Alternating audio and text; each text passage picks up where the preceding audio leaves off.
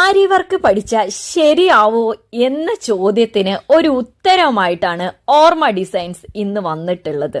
നമ്മളുടെ കുട്ടികള് 4 ദിവസത്തെ ക്ലാസിന്റെ ശേഷം അവരുടെ വർക്കാണ് ഇത് കണ്ടുകൊണ്ടിരിക്കുന്നത്.